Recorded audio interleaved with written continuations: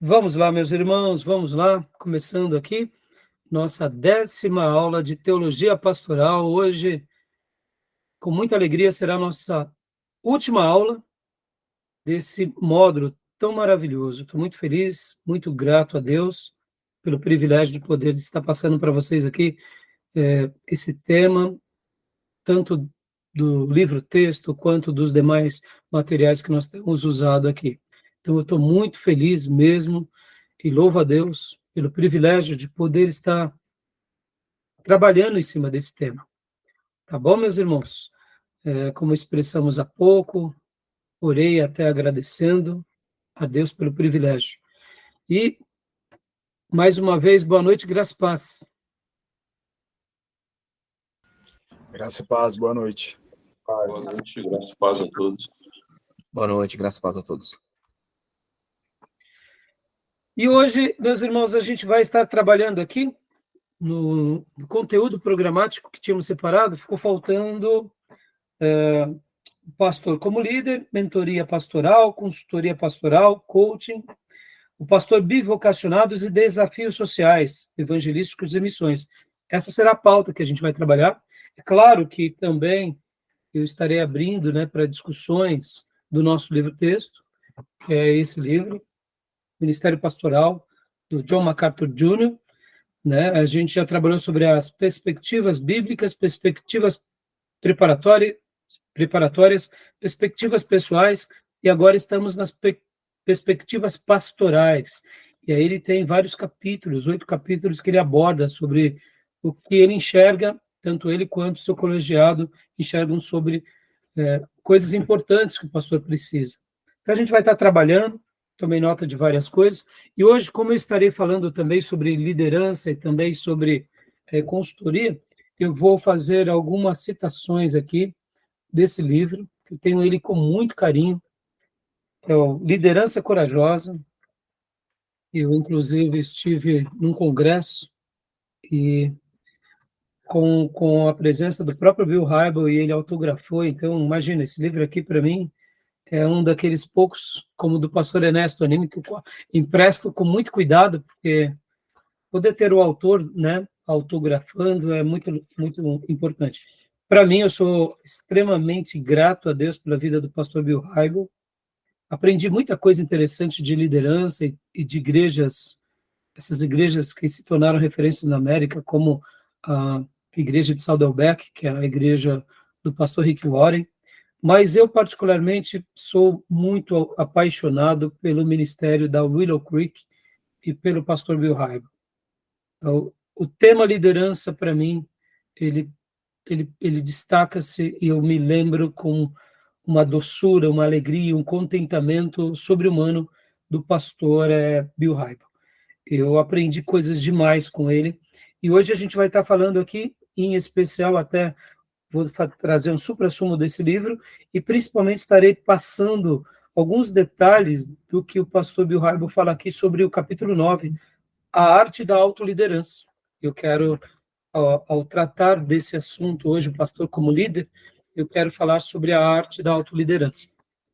Nós, no curso, aqueles que forem fazer o módulo de bacharel em teologia, nós temos um módulo exclusivo sobre o tema liderança. Eu acho importante e eu coloco no nosso currículo, Mas hoje, sabendo que o pastor ele também é um líder, a gente vai tocar nesse assunto. E quando formos falar sobre a parte mais do consultoria, da mentoria e do coach, eu vou estar fazendo uma citação desse livro. Warren Bennis, ele não é um cristão, pelo menos é um livro secular, e eu vou estar fazendo algumas citações. Ele é um consultor, um dos consultores mais renomados que as universidades americanas tiveram e as empresas. Então, eu estarei aqui falando alguma coisa sobre ele, tá bom? Beleza, meus irmãos? Vamos ler no texto bíblico, como é costume, e vamos trabalhar. Temos muita coisa para a gente mergulhar aqui e trabalhar hoje, tá bom? Atos 18:3. Quem quiser pode ler para nós, Atos 18:3, por favor.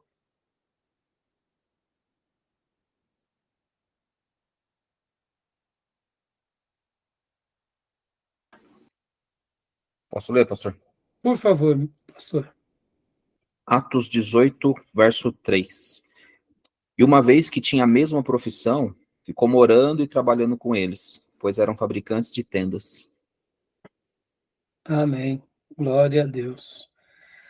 Eu vou usar desse texto e vou até mesmo usar desse momento como um momento também didático para poder agora aqui, eu vou entrar, eu vou fazer a leitura, vou compartilhar aqui para vocês o texto da King James Fiel e vou compartilhar aqui na tela com vocês. Olha só o que diz a King James Fiel. Compartilhar. Coloquei no grupo do seminário e vou abrir aqui conosco. Paulo aqui, ele estava na cidade de Corinto e ele se une a outros 2 tecelões, fazedores de tenda, que eram quem? Vocês lembram quem era? Priscila e? Áquila. Isso, exatamente. Pode ler para nós, pastor, o versículo 1 e 2, por gentileza? Joia. Verso 1. Depois disso, Paulo saiu de Atenas e foi para Corinto. Ali encontrou um judeu chamado Áquila, natural do Ponto, que havia chegado recentemente na Itália com Priscila, sua mulher, pois Cláudio havia ordenado que todos os judeus saíssem de Roma. Paulo foi vê-los e, uma vez que tinham a mesma profissão, ficou morando e trabalhando com eles, pois eram fabricantes de tendas. E aí o versículo 3, pode ler novamente, por favor. Joia. E uma vez que tinham a mesma profissão, ficou morando e trabalhando com eles, pois eram fabricantes de tendas.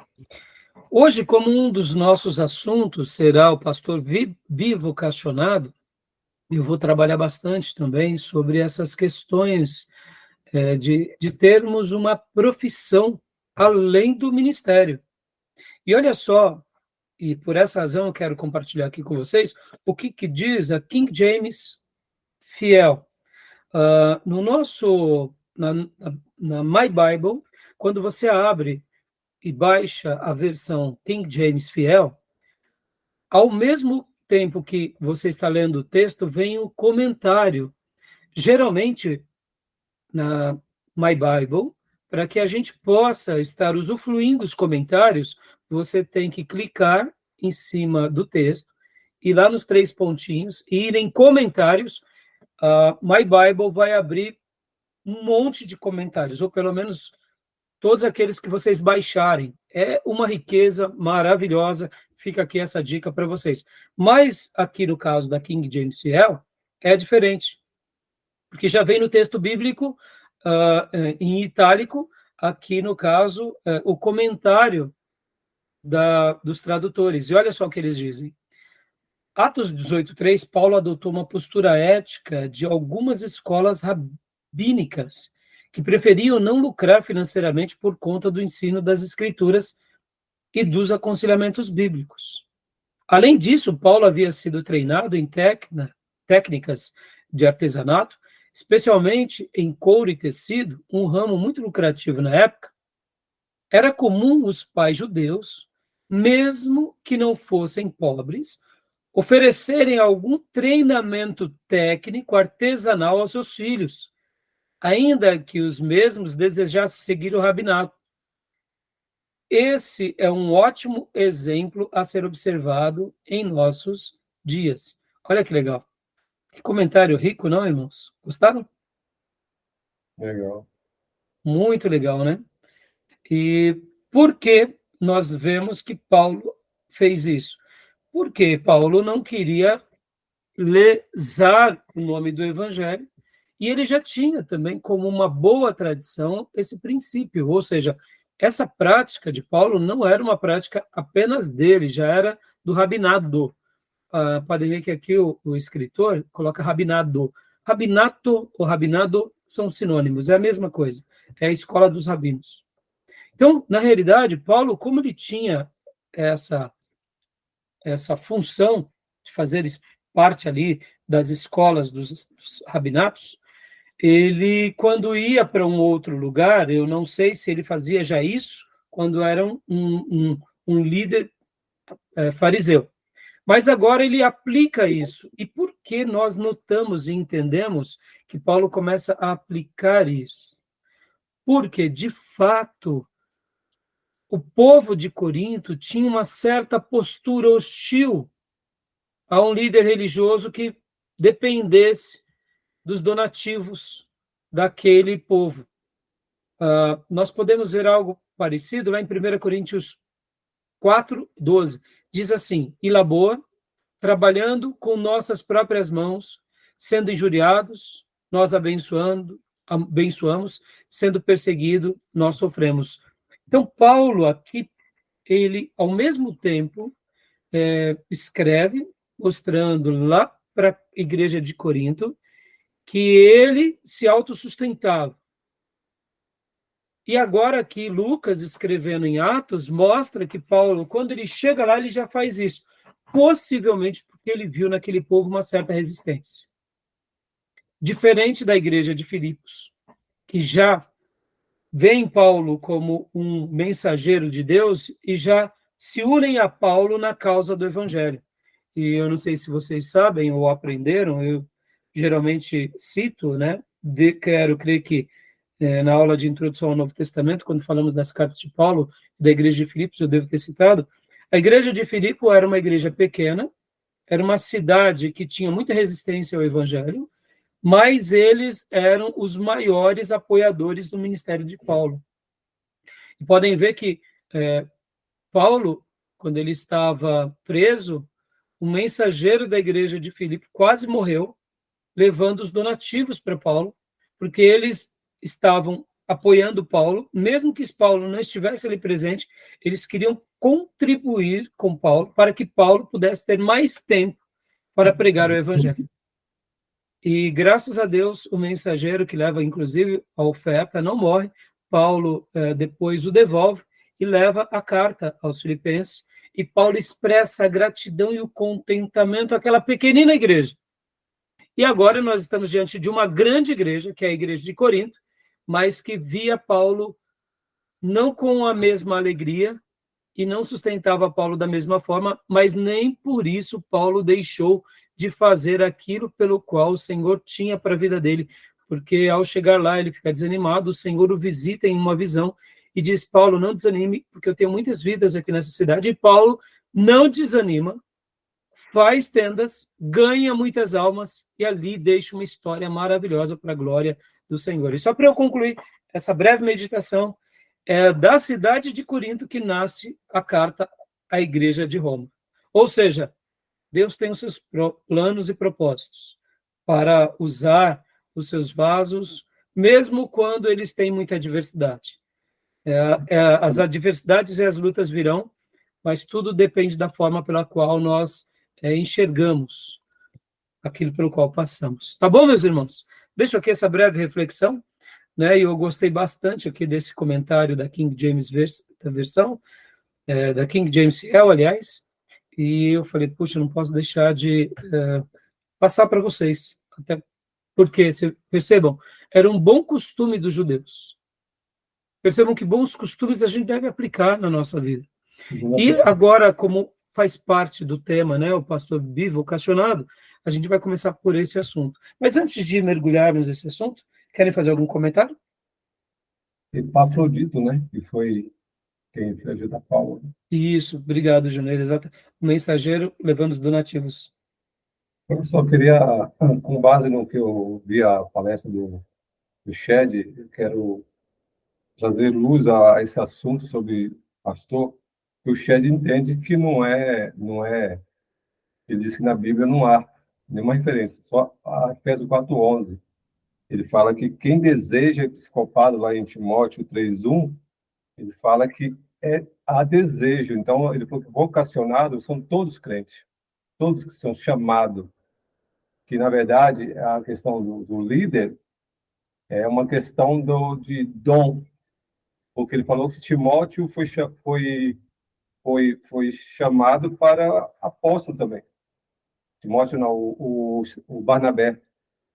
Então, foi chamado.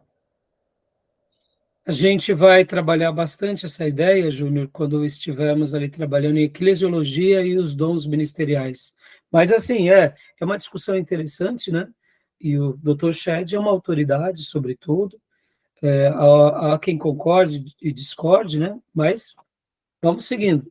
É Né? interessante, porque ele, como um doutor em Novo Testamento, ele apontou várias palavras lá e falou que não tem.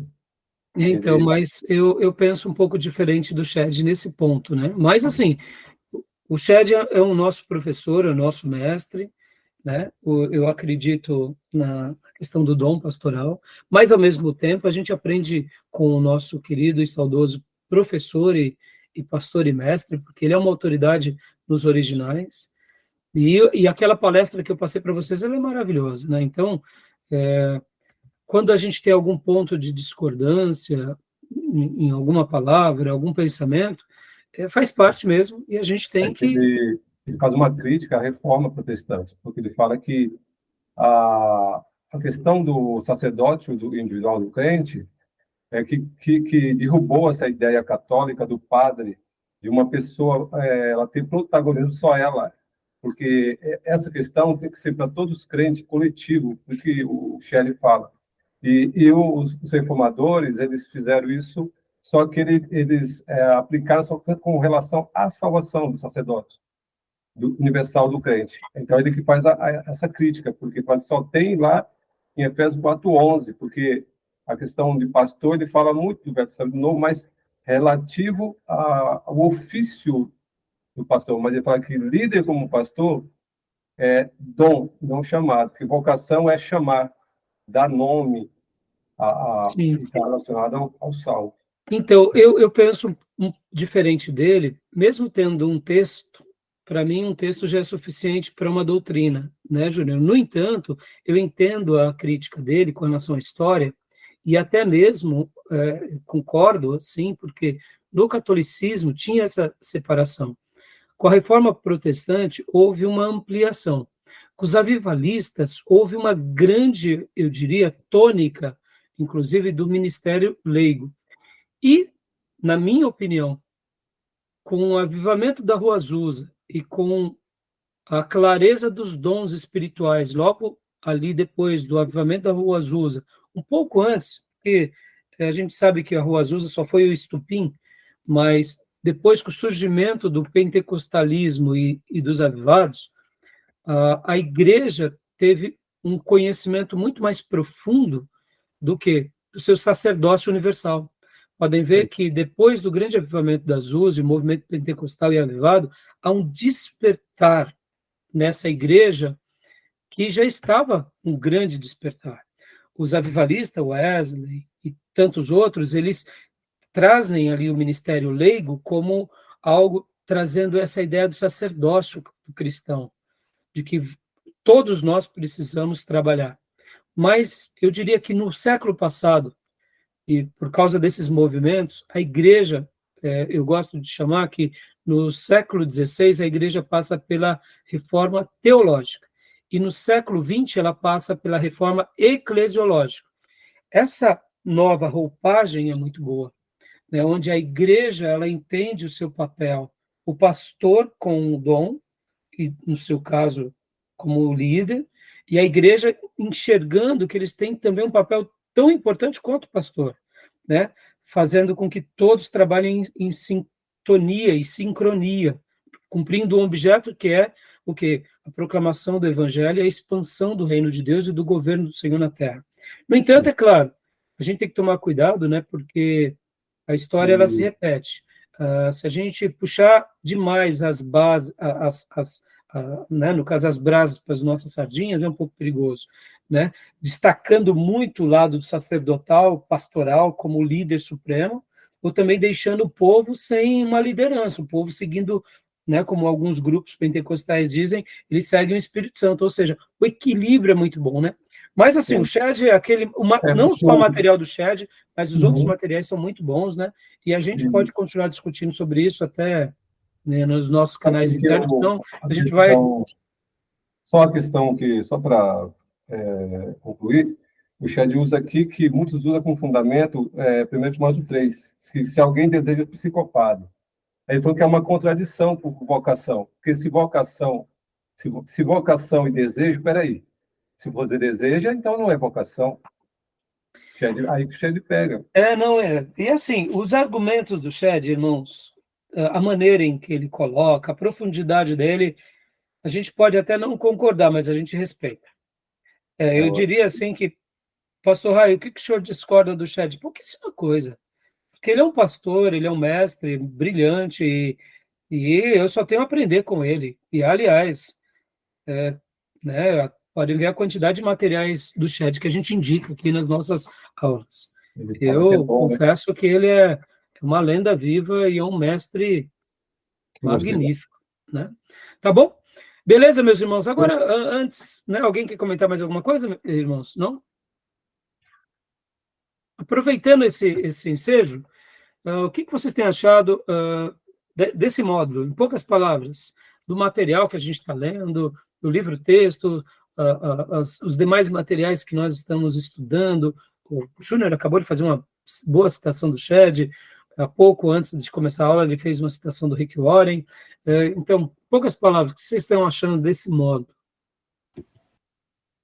Fundamental e ao mesmo tempo extraordinário, assim, de algum modo, eu acho que o ponto de vista dos autores, né, porque embora o título aqui é do John MacArthur, tem os outros irmãos aqui que, como o senhor costuma falar, foi o colegiado dele, né, é o termo que o senhor usa.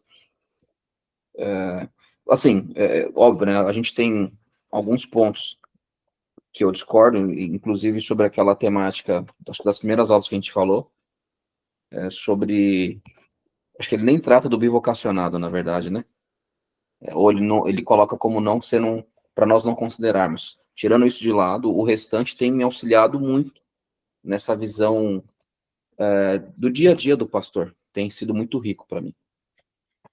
Joia, pastor. E é isso, fazer teologia, irmãos, é ouvir tudo e reter o que é bom. Lembrando que MacArthur, ele é parte da cultura americana, ela é protestante, nós somos brasileiros. Uma igreja nova, temos 100 anos de igreja protestante significativa no nosso país. Pode ver que hoje as igrejas estão, eu diria, agora fazendo as suas próprias teologias. Começou coisa de 30, 40 anos atrás.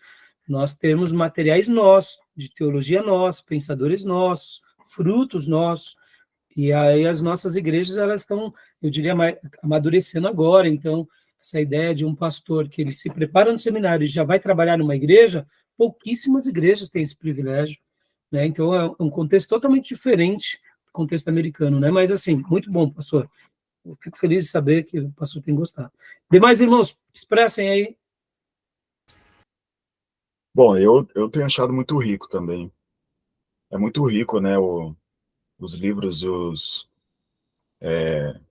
os trabalhos que a gente tem acompanhado, traz bastante detalhes, né, sobre a vida ministerial, assim, e, assim, é algo que, pelo menos no meu ponto de vista, é bastante desafiador para a gente, assim, que vê, né, por conta dos detalhes. Tem coisas que a gente vai vivendo, assim, no dia a dia, e muitas coisas passam desapercebidas, mas aqui no livro, por exemplo, né, traz às claras o posicionamento de um pastor. Muitas das vezes a gente costuma, eu acho que a gente até conversou sobre isso nas primeiras aulas, a gente costuma olhar assim mais para fora, né, tem assim um parâmetro assim mais externo, mas conforme as aulas aqui, a gente, pelo menos eu pude observar que a gente tem que olhar mais para dentro de nós. Já. Buscar, né, estar mais perto do Senhor, em oração, em leitura bíblica, que eu nunca vou esquecer desse módulo, é aquele triângulo lá, entendeu? Trigonometria do Eugênio Peterson. Isso aí tá Olha, gravado para sempre. para sempre. Louvado seja Deus por Eugênio Peterson, louvado seja Deus por termos o privilégio de poder refletir sobre isso e cravar uma estaca, porque é algo tão simples, mas que no dia a dia a gente pode se perder. É E maravilhoso. ao relembrar, ao saber o que é o óbvio, que é a velha oração, a velha leitura bíblica, a velha orientação espiritual, mas que, em nome de profissionais da fé, de cobranças, de uma vida mais performática, a gente acaba perdendo. Ou seja, perdemos a essência, né? Se tornamos profissionais da fé, pastores midiáticos, quem sabe até famosos, mas para Deus é um caco. Então, é maravilhoso poder ouvir isso de você, Gil, porque mesmo você não sendo um pastor, e eu não sei qual vai ser, né, o seu ministério mais lá para frente, o irmão já é um evangelista, já é um obreiro ativo, pregador da igreja, mas com certeza essa estaca está gravada no coração, na alma do irmão, e amém. É isso aí, que Deus nos ajude, né? Joia. Tomé e Júnior, diga aí o que esse módulo tem representado para vocês.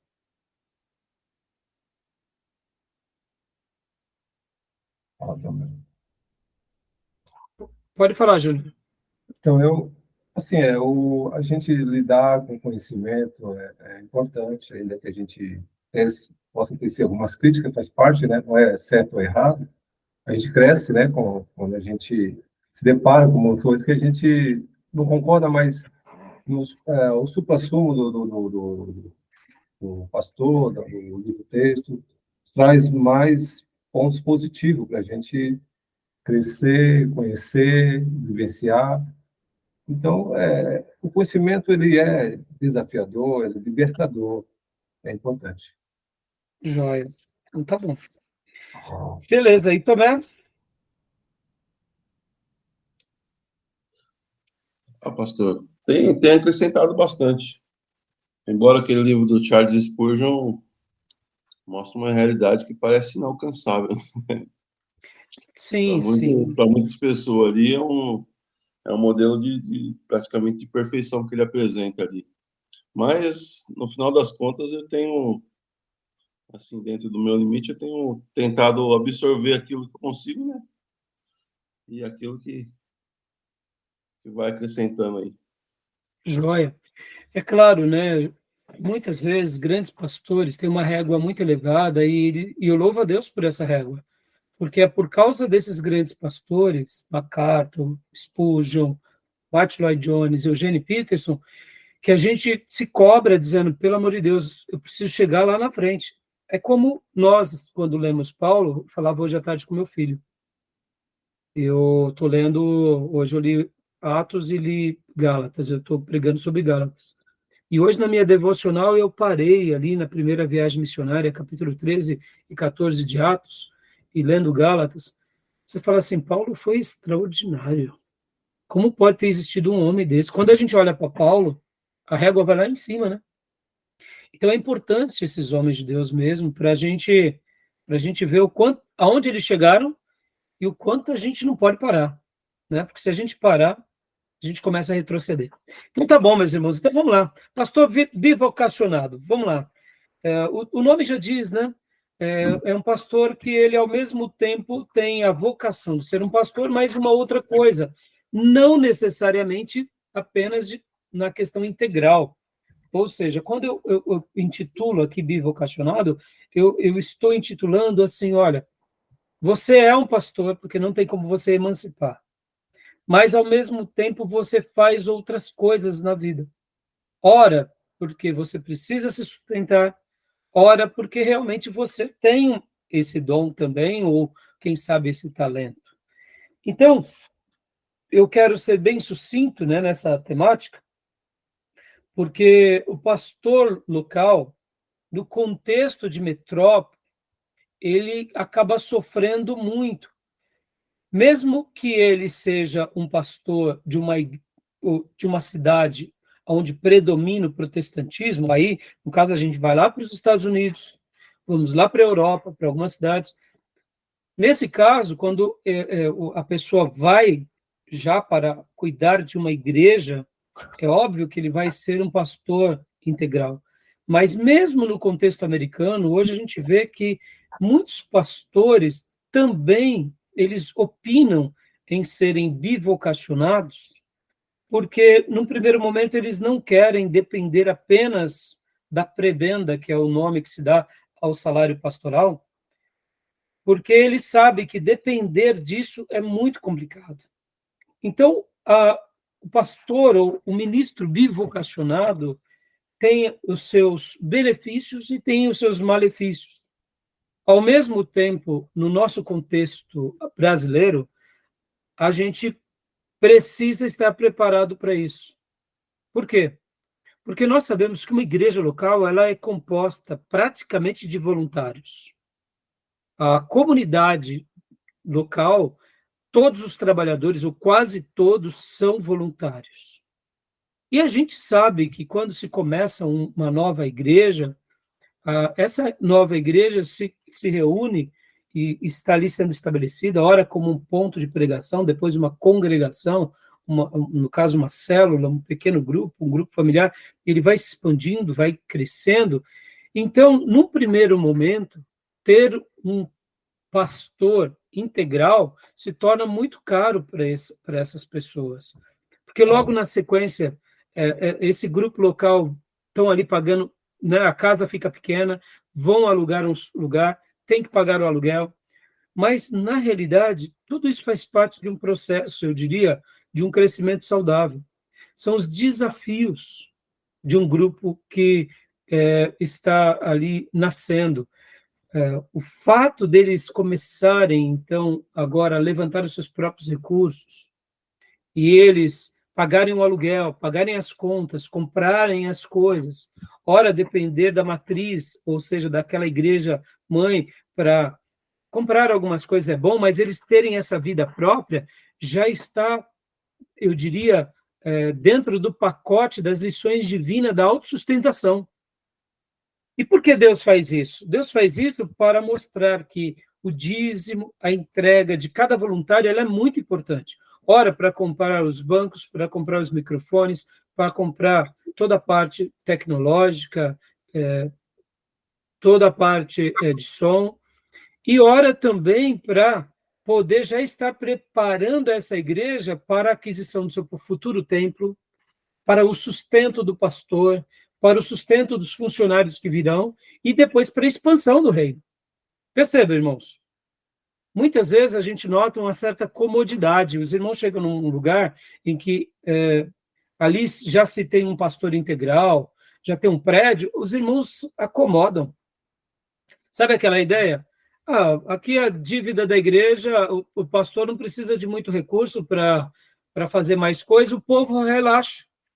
Então, Deus, na sua onisciência, ele já destinou, eu diria, esse embrião que vai movendo essas águas do talento, dos recursos, das entregas, para que, no começo, eles aprendam essa linguagem como uma linguagem divina e eles se mantenham assim.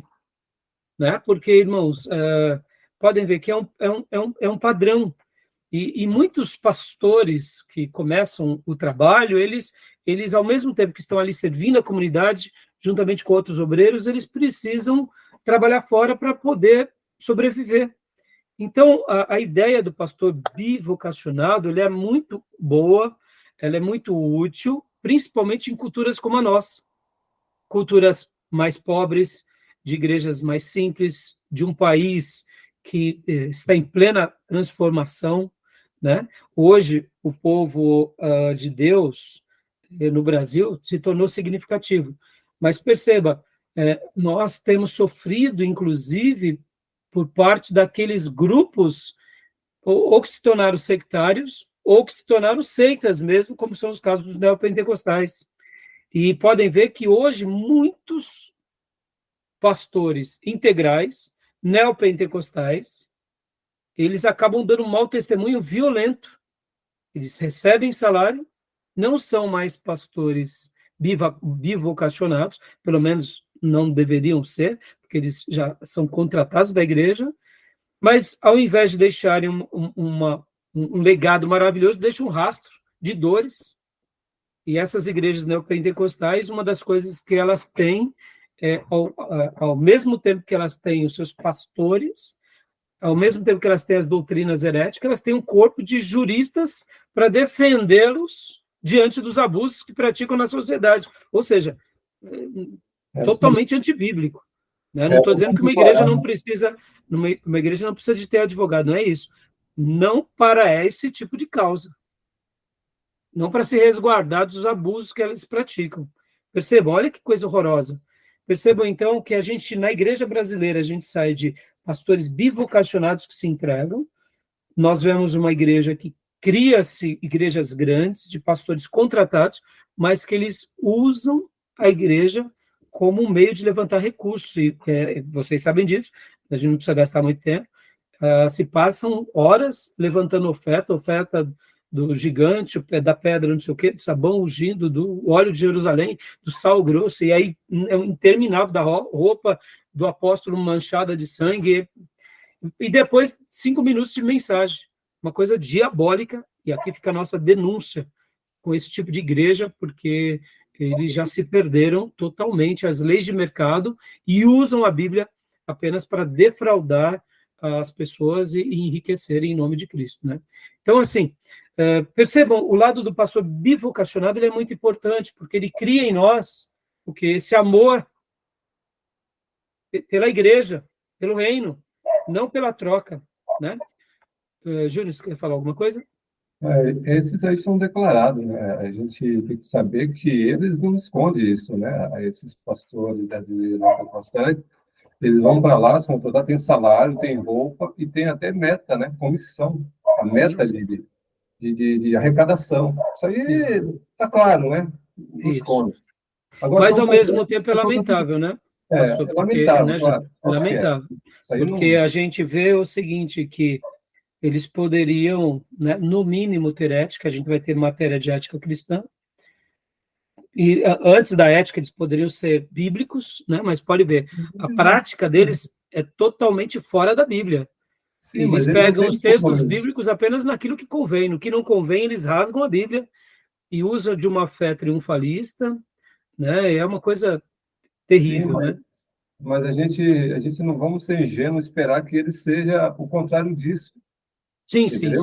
sim. A questão mas... é a seguinte, agora, tem outro grupo também das igrejas que não são pentecostais, que eu já conheço, igreja também reformada, que eles não querem assumir igreja se tem pouca gente. Pastor que recusou aí assumiu a igreja, a trabalhar numa igreja, porque a igreja era um grupo menor e ele trabalhar, desenvolver, e ele ia ter um salário pequeno. Ele recusa aí. Recusa, é aí negócio. Você entendeu? Como que ele...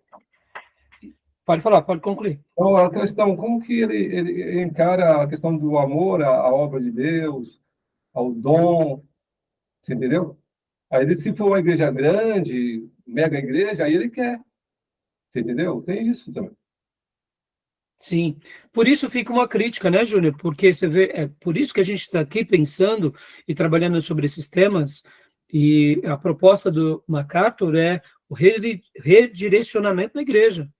Seja por um histórico que negocia ou não quer cuidar de poucas pessoas, porque o salário é pequeno, na realidade, o que a pessoa precisa fazer é orar, literalmente, porque bota o joelho no chão, vê o que Deus tem para ele.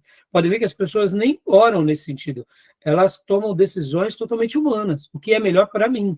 Não vejo que seja errado fazer isso, mas tratando da igreja do Deus vivo e de vocações, nós precisamos da orientação de Deus sobre tudo, porque o Senhor separou um para apóstolos, outros para profetas, outros para mestres, outros para pastores evangelistas, né? E a gente tem que saber onde Deus nos quer. Olha Paulo e olha o Atos dos Apóstolos, quando o varão macedônio disse para sair para cá, olha a postura de Paulo, olha a postura de Pedro, ou seja, essa clareza espiritual, os nossos irmãos históricos e algumas igrejas pentecostais também se perderam.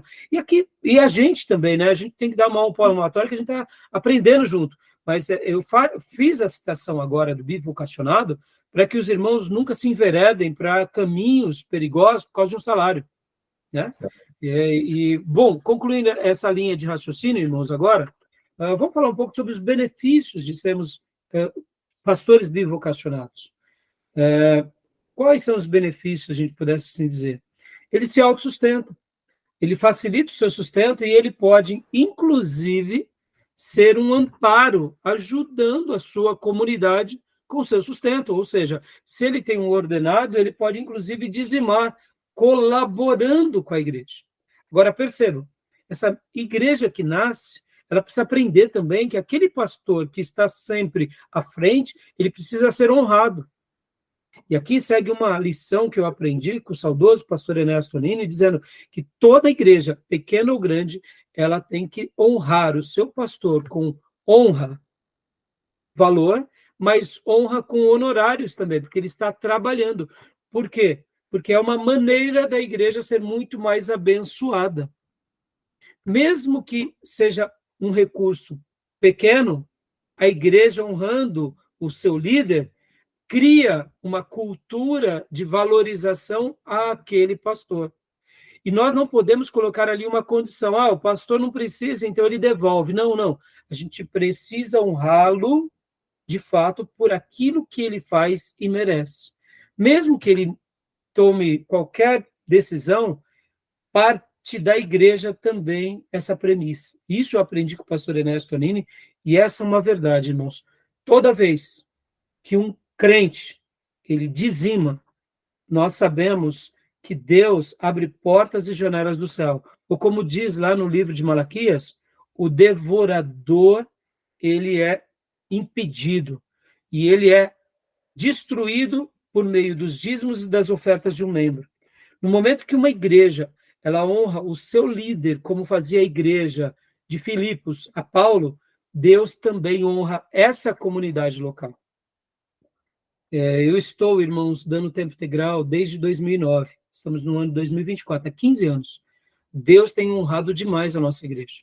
A igreja, na medida do possível, ela me assiste, né? E a forma que ela assiste, geralmente os irmãos da liderança sempre falam que eu mereço muito mais do que recebo, mas nunca faltou para que a gente pudesse ter uma vida financeira abençoada, concretizar os nossos projetos e realizar os nossos projetos. E aqui estamos até com o seminário. Nós, no seminário aqui, já tivemos momentos de termos muitos alunos e chegamos na pandemia a ter um aluno. E até mesmo esse um aluno, durante alguns meses, ele pediu para parar de fazer seminário. E nem por isso Deus deixou de nos honrar, de abençoar e de prosperar em tudo. Por quê? Porque as verdades divinas, elas se aplicam na atitude pessoal, mas também na atitude coletiva, porque vocês têm que lembrar que uma igreja local, ela é o quê? Ela é reconhecida diante de Deus como o quê? Como um corpo. Ela representa algo. E se ela assiste o seu líder, ela é abençoada. Agora, é claro, isso tudo tem que ser feito com muita oração, com muita espontaneidade. O pastor também não pode ser orgulhoso de dizer, não, eu não quero, eu não vou receber, porque, irmãos, como geralmente eu costumo dizer, quando o irmão, ele está, por exemplo, ele é um profissional liberal, e eu contrato o trabalho de um irmão da igreja, ele fala, não, pastor, eu não quero, eu quero fazer isso como minha oferta a Deus. Eu poderia dizer para aquele irmão, não, irmão, eu vou pagar porque eu sei que a atitude do irmão em fazer isso, Deus o honrará. Então, geralmente, eu agradeço o irmão, falo, não, irmão, eu gostaria de pagar. Mas se o irmão, ele, de fato, de todo o coração, ele prestigia o trabalho dele, a igreja, eu falo, filho, descanse que você colherá, inevitavelmente. Pode ver, irmãos, é a lei da semeadura, tá bom?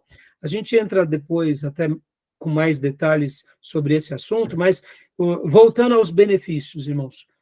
O pastor bivocacionado, ele também tem o quê? Uma alternativa profissional. Porque se a igreja passar por momentos difíceis, ele pode estar fazendo como Paulo, fazendo tendas. Ou seja, há vários benefícios, mas também há alguns malefícios. E aqui eu quero agora destacar.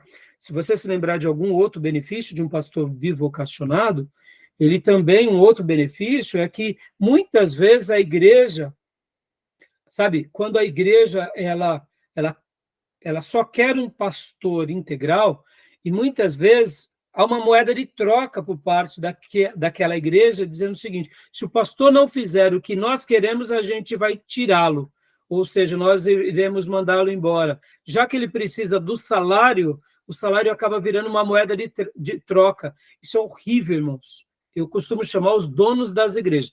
Quem costuma fazer isso, muitas vezes, são as igrejas históricas. São uma praga, viu, irmãos? Os donos das igrejas. Isso é horrível, porque eles querem um pastor integral, mas que pregue o que eles querem ouvir. Ou seja, o pastor não tem liberdade. O pastor, se ele for fazer um reposicionamento à igreja, pegar os crentes para trabalhar, para se dedicar mais no evangelho, ele não pode, porque aquele grupo dominante acaba engessando todos os planos pastorais. E o salário pastoral acaba sendo quase que uma moeda de troca. E quando o pastor ele é bivocacionado, tem um lado bom. Qual é? Ele não está preso. Se os irmãos, de repente, quiserem boicotar o salário dele, ele fala, tudo bem, eu vou continuar aqui, não vou parar. E aí, a não ser que destitua um pastor mesmo, manda embora ele, no caso, como presidente da igreja. Mas eu diria que o lado de ser bivocacional tem um lado positivo, porque você faz por amor, você não faz por troca, você se doa. E, como eu disse, né, existem esses outros pré-requisitos que eu acabo de citar, tá bom? Querem citar mais algum benefício? Acho que é autonomia mesmo, né? É autonomia. Isso, autonomia. E os malefícios, irmãos? Os malefícios, né? Existem também, se eu sou um bivocacionado e eu estou tendo algum problema naquela comunidade, eu posso literalmente ir embora com muita facilidade. Olha, percebam que o lado de você depender de um salário tem um lado ruim, mas tem um lado bom. Porque você sabe que você precisa cuidar daquelas pessoas, mas você não pode cuidar delas por causa do salário, por causa da moradia ou por causa dos benefícios. Mas, ao mesmo tempo, quando você é um bivocacionado, na cabeça de alguns, cria uma certa independência, eu diria, até mesmo disso, falar, tá bom, vocês não estão gostando de mim? Tá bom, estou indo embora, já que eu não preciso de vocês. Cuidado com esse tipo de postura, sabe, irmãos? Eu conheci pastores que, quando se aposentaram, eles começaram a tratar mal a igreja, porque agora eles já não precisavam mais do salário pastoral. Então, percebam, nunca se vendam a um salário. Eu vou usar uma palavra forte, tá, irmãos? Nunca se prostituam.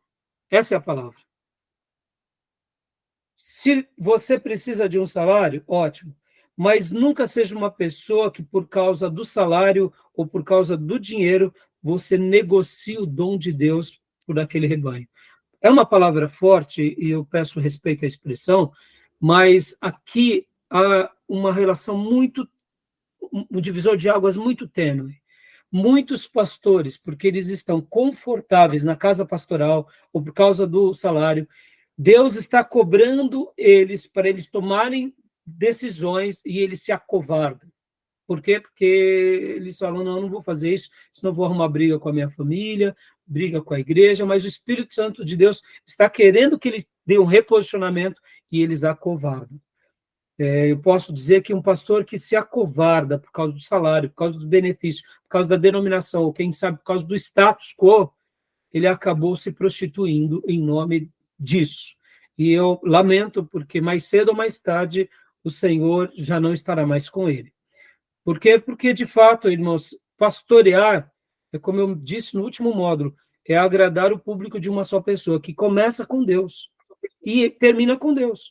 Porque quando eu agrado a Deus, com certeza eu agradarei os demais. Tá bom, meus irmãos?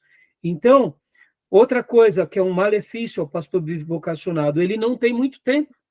Ele não tem muito tempo ao estudo, ele não tem tanto tempo à oração e não tem tanto tempo às visitas.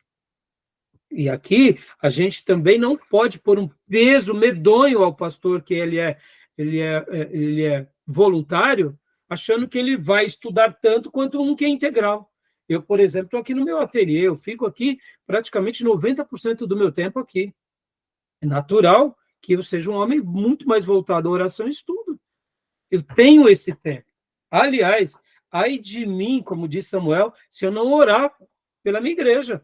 Eu tenho muito tempo de orar, eu tenho muito tempo para ler, eu tenho muito tempo para fazer, e graças a Deus que, inclusive, nesses dias de tecnologia, aquelas ovelhinhas que estão longe, eu posso até fazer videochamadas, aconselhamentos, orações, né? Claro que nada se compara a você estar ali, né? Hoje mesmo eu ia até fazer uma videochamada com uma ovelhinha que estava na UTI, a filha dela, uma ex-ovelhinha minha, que não está mais conosco, eu soube que ela passou por uma cirurgia, eu falei para a filha dela, enquanto você estiver no hospital, então, se não houver, né,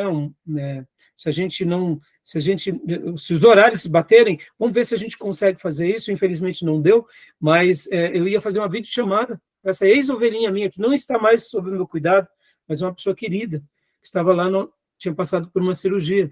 Então, perceba, irmãos, hoje a gente pode, e o pastor que é bivocacionado, ou seja, que ele é um pastor que ele não é integral, né, ele tem essa dificuldade. Então, sejam compreensivos, meus irmãos.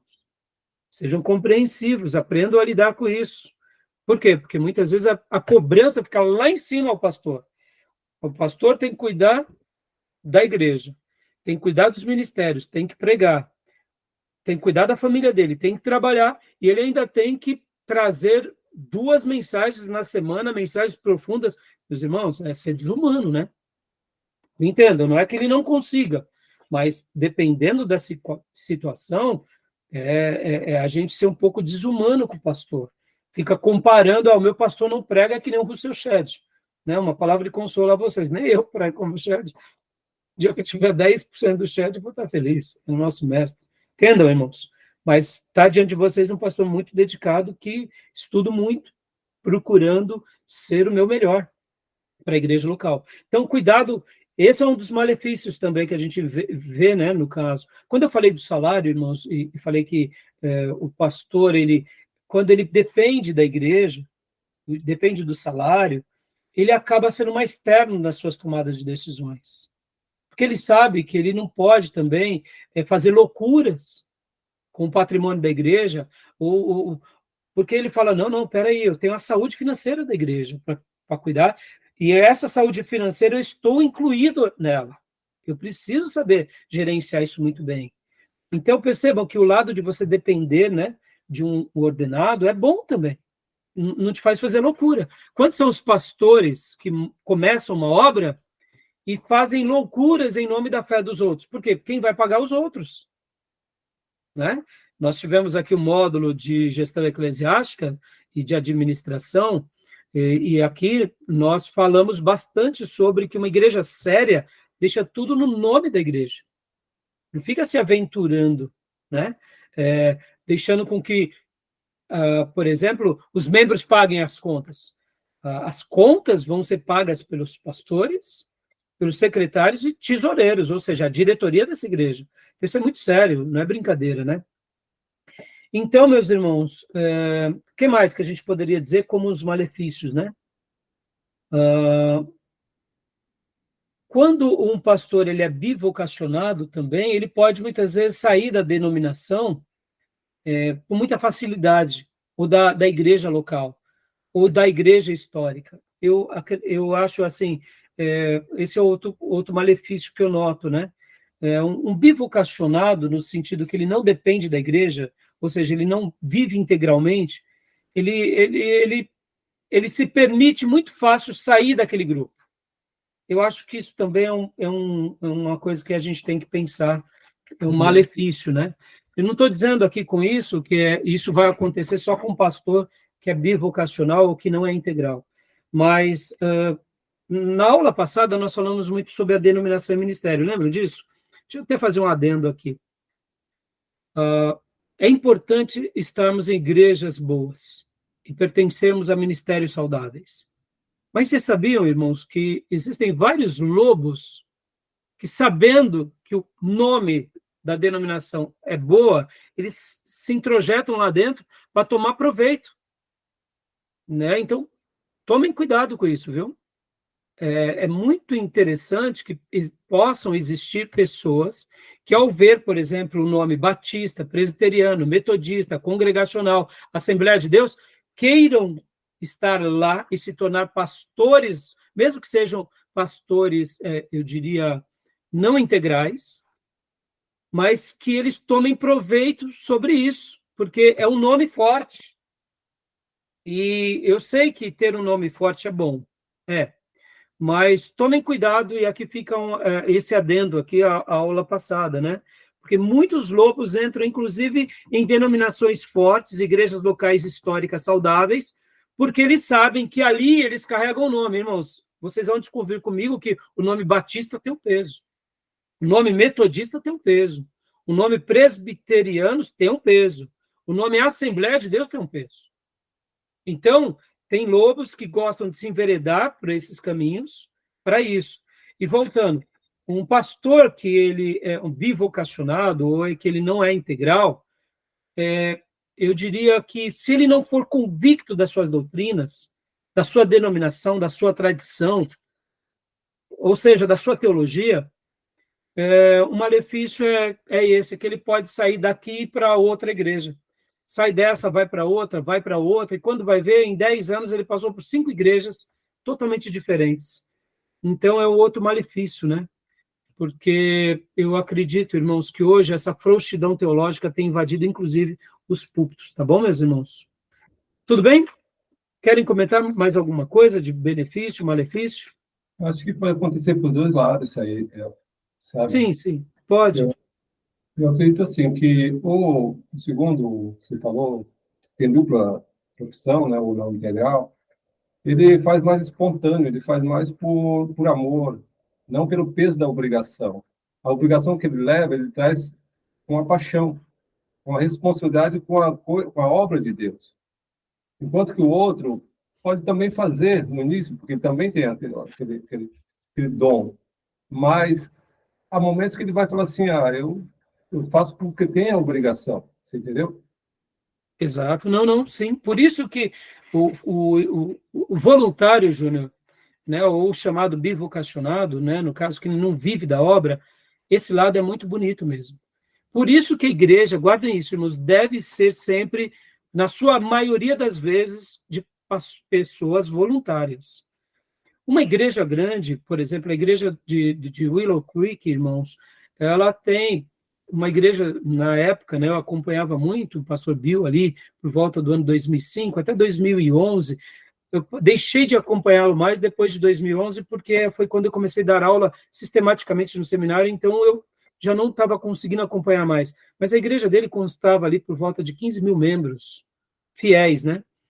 E era uma igreja com 10 pastores. Você diz, uau, como pode só ter 10 pastores?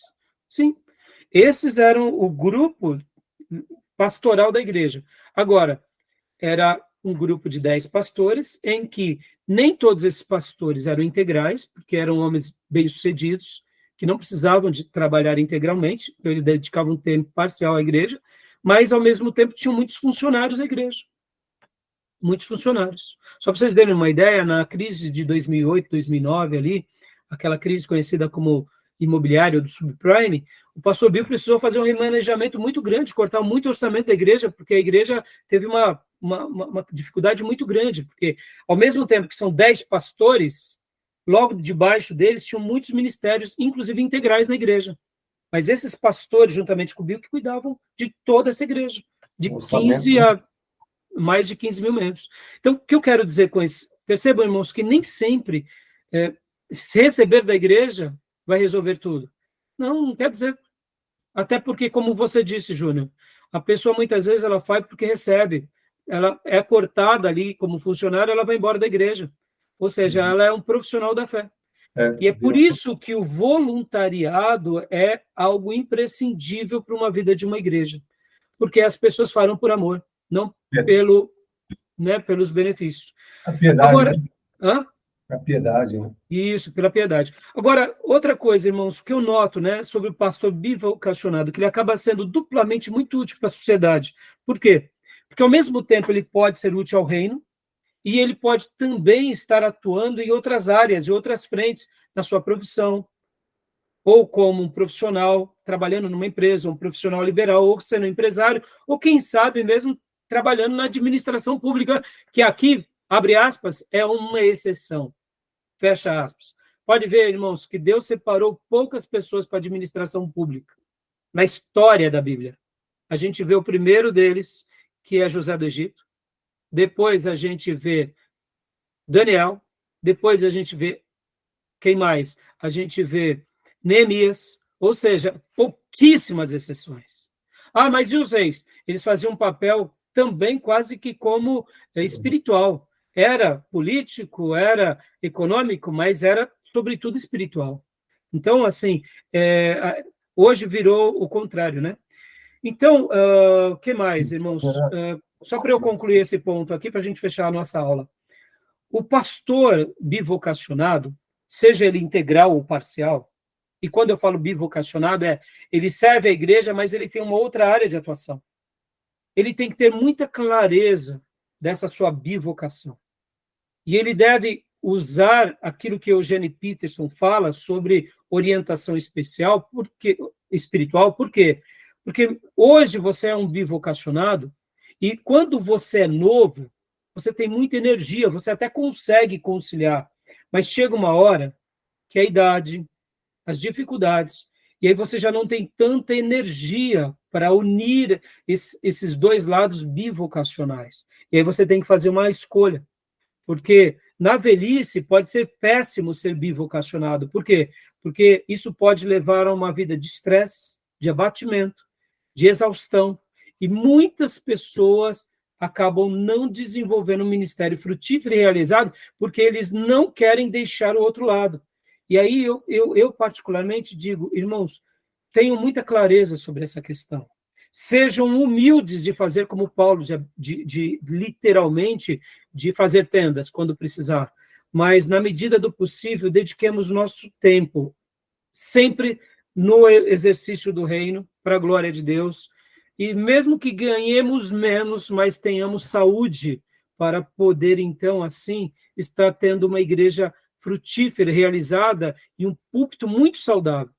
E por que eu falo isso, irmãos? Porque, de fato, eu noto que muitos pastores que são bivocacionados, em virtude das leis de mercado, ou seja, você tem que ter um carro bom, uma casa boa, viajar para lugares bons, mas você não ganha um salário bom da igreja, uma prebenda boa, você acaba se enveredando para isso, mas no fringir dos ovos, chega no final do ano, aquele pastor está à base de remédio. Ou seja, vai viajar, né? Mas depois acaba tomando 40 anos tomando 5 remédios, irmãos. Ou seja, ele precisa equacionar isso na sua vida. E eu não quero acreditar que esses 5 remédios foi o Espírito Santo que mandou ele tomar. Eu quero acreditar que é o descontrole do pastor de não enxergar aquilo que realmente Deus deseja que ele faça. Então fica aqui uma dica. Irmãos, viva uma vida saudável, começando no espírito, na alma, no corpo, e se tiver menos recursos, seja saudável com menos recursos. Né? Eu sei que é mais difícil, sim, mas entre ter doenças e ter um ministério à base de remédio e sobrar um pouco mais de dinheiro, meu irmão, vai para a saúde. Vai para a saúde, olhe para os grandes homens de Deus, olhe para Wesley. Eu tenho o pastor Enéas como minha referência. O pastor Enéas, ele depois do almoço, toda tarde, ele tirava uma cesta, descansava.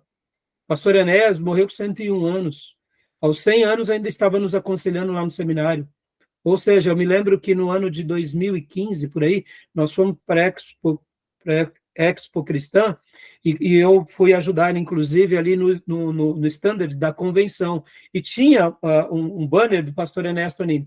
Irmãos, eu fiquei ali vários dias ali ajudando, revezando com alguns pastores. Tinham pessoas que passavam assim pelo folder do Ernesto Tonini, paravam assim, e faziam assim. Eu conheci esse homem. Esse homem marcou a minha vida. E eu falava, o senhor conheceu? Onde ele já morreu? Eu falei, não, ele está vivo. Ele está vivo, diziam. Sim, está lá na Vila Mariana e tal. E as pessoas ficavam encantadas de saber. E eu dizia, inclusive, eu estive com ele hoje de manhã. E ele me aconselhou hoje cedo. As pessoas falavam assim, não acredito. Pastor Enéas ainda está vivo, sim. Então percebam, irmãos, que Deus nos dê saúde para termos um ministério. Eu te pergunto, pastor Enéas poderia ter se tornado Marajá, mas ele preferiu ganhar menos e continuar fazendo a obra de Deus, de uma forma muito mais saudável. Então, para eu concluir aqui, né, sendo um bivocacionado ou integral, o ministro tem que crer e tem que depender de Deus sobre tudo. Guardem essa frase, irmãos. Não se vangloriem porque vocês têm um bom salário na empresa, têm uma empresa, são empresários, são profissionais liberais bem-sucedidos, não se vanglorie. Quem está te dando o seu salário é Deus. Ou se o seu salário vem da igreja, que é Deus também mandando por meio da igreja. Ou seja, sendo um bivocacionado ou sendo integral, dependam de Deus em tudo. O sustento do ministério, o sustento da provisão, o sustento da espiritualidade virá de Deus sobre tudo na vida de vocês. E não virá da empresa, não virá dos homens, não virá da igreja ou de políticos. O sustento, a provisão, a unção e o poder virá de Deus. Dependam disso onde quer que vocês estejam. Tá bom, meus irmãos? Alguma pergunta, alguma dúvida sobre os pastores bivocacionais? Bivocacionados? Uma pergunta. Pois não. Qual a sua posição sobre uma igreja grande, localizada num bairro pobre, e qual seria, na sua opinião, o limite do salário do pastor, assim, em termo proporcional? Porque vemos situações que a igreja é grande, é muito grande, assim, mas está num bairro muito pobre. E como fica a questão do salário? Então, eu gosto muito, Júnior, de pensar assim e nunca pôr uma cama de Procusto, lembra do mito de Procusto? Uhum. Eu gosto muito de deixar sem cama esse Procusto. Porque o mito de Procusto, irmão, para quem não conhece, ele ilustra muito bem. Era um mito que os gregos usavam, dizendo o seguinte, que tinha um gigante, um tal de Procusto, na floresta, que ele pegava as pessoas e colocava numa cama. Que a cama dele era grande, então ele esticava a cama. Ele esticava a pessoa na cama. E aí a pessoa, né, que era pequenininha, tinha que ficar do tamanho da cama dele. Mas também, quando o Procusto pegava uma pessoa que era maior do que a cama dele, ele amputava, arrancava. Não, você tem que ficar do tamanho da minha cama. Ou seja, o mito de Procusto ensina muito isso, que quando você pega e coloca a sua visão sobre a realidade de alguém, isso pode ser ruim. Ora, você vai esticar a pessoa, fazendo com que ela, né, se estique além da medida, e ora você vai amputar. Então, seria mais ou menos isso o mito de Procusto. Então, eu responderia baseado nisso, Júnior. Como assim? Cada pastor tem uma realidade, Júnior. Então, muitas vezes, aquele pastor que a igreja quer, ele tem ali uma família, ele tem 5 filhos, né? Por exemplo, então, sustentar um pastor com 5 filhos vai ser diferente de sustentar um pastor que é recém-casado.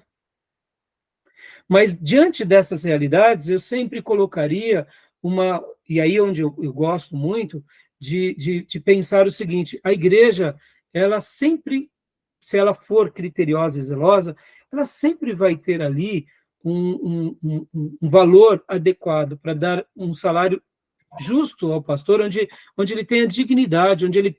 Irmãos, qual que é o mal, muitas vezes, e aqui as igrejas pobres pecam? Elas pagam um salário tão miserável que o pastor mal consegue sobreviver. Então, aí o que acontece? O pastor fica preocupado das dívidas, preocupado com o nome.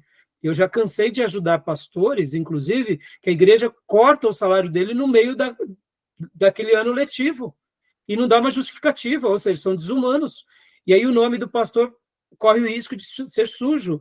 Então, perceba, Júnior, que eu entendo que cada igreja local ela precisa sentar, avaliar, né, o que seria coerente.